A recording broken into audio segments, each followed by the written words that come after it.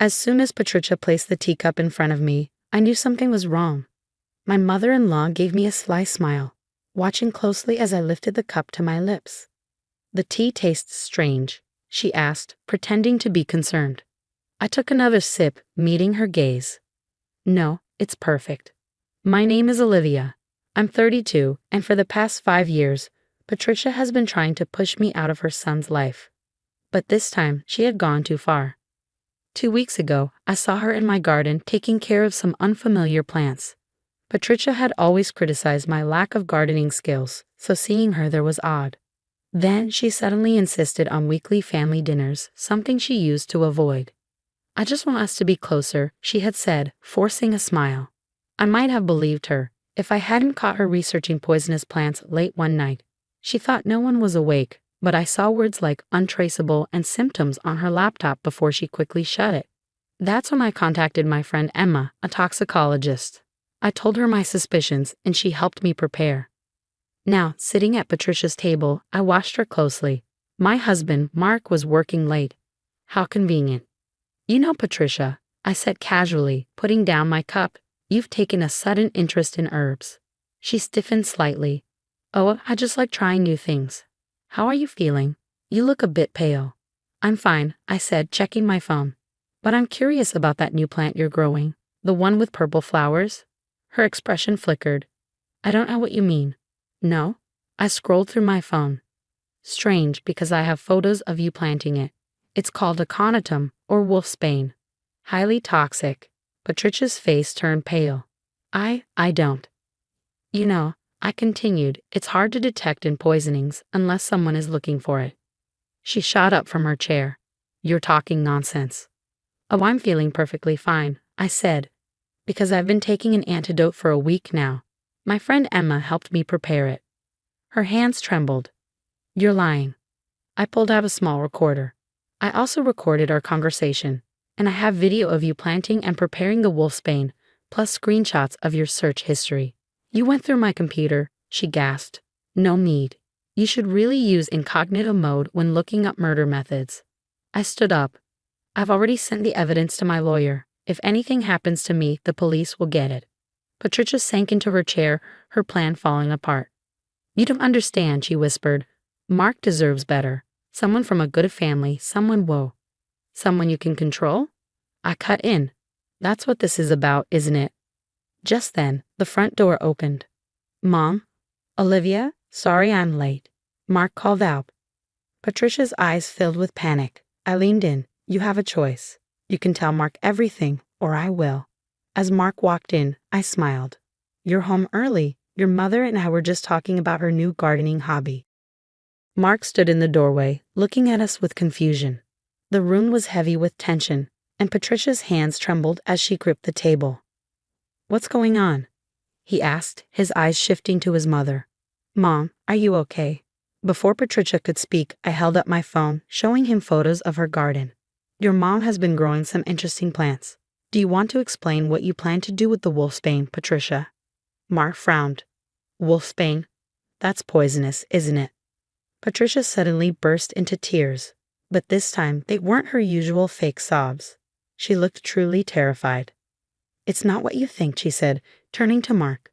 I was trying to protect you." "Protect me?" Mark's eyes landed on the teacup in front of me. His face darkened. "Mom, what did you do?" I took out a small recorder and pressed play. Patricia's earlier words filled the room, her fake concern, my calm responses, and then her panic when I revealed that I knew about the poison. Mark slowly sank into a chair, his face pale. "You tried to poison Olivia, my wife? She's not good enough for you." Patricia suddenly screamed. "She's turned you against me. Everything was perfect before she came along." "Perfect?" Mark's voice was sharp. "You mean when you controlled everything, when you scared away every woman I dated?" I placed my hand on his arm. "There's more." I showed him the screenshots of her research, poisonous plants, their effects, how to make them untraceable. "She's been planning this for weeks." Patricia slumped in her chair, defeated. "I just wanted what was best for you," she whispered. Mark stood, fists clenched. "No, Mom, you wanted what was best for you. You tried to murder my wife."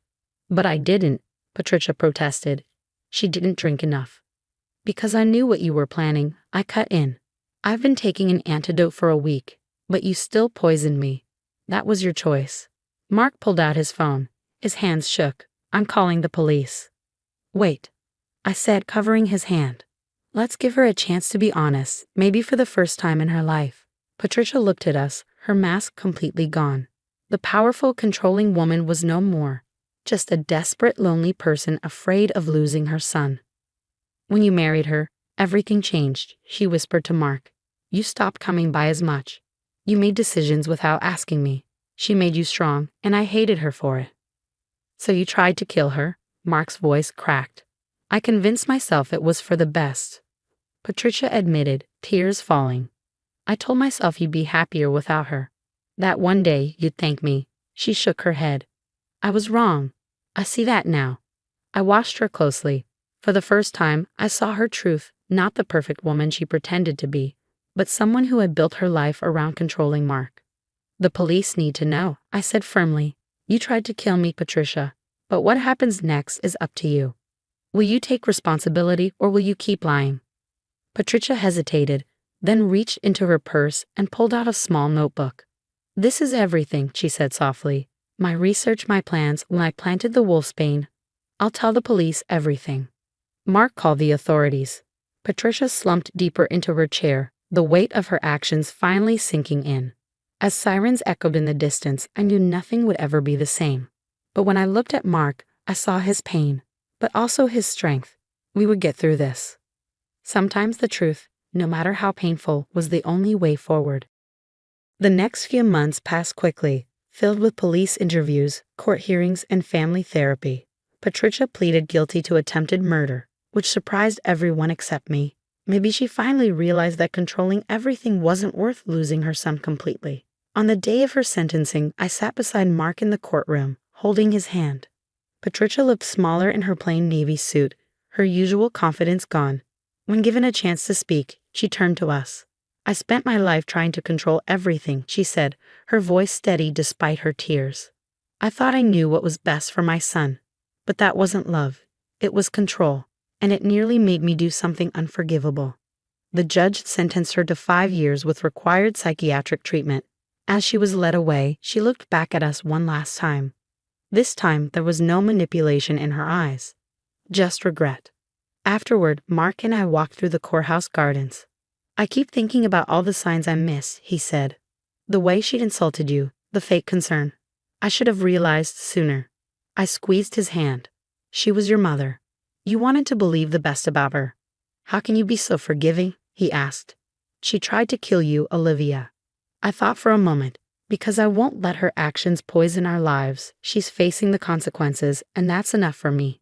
2 weeks later, I received a letter from Patricia's psychiatrist. With her permission, he shared that she had a severe personality disorder, which made her obsess over control. She was finally getting help. Mark and I decided to sell the house near Patricia's and move somewhere new, where we could start fresh. While packing, I found the recorder with all the evidence from that night. Should we keep it? Mark asked. I shook my head and deleted the recording. We don't need it anymore. Holding onto it won't help anyone heal. We bought a small house with a garden, and I started growing herbs again, the safe kind. Sometimes, while tending my plants, I think about Patricia's wolfsbane. How something beautiful can turn deadly, just like her love for her son. Mark visits Patricia in prison once a month. I don't go with him, but I send letters sometimes. Not because I fully forgive her, but because I believe people can change. Her replies are different now, honest, without manipulation.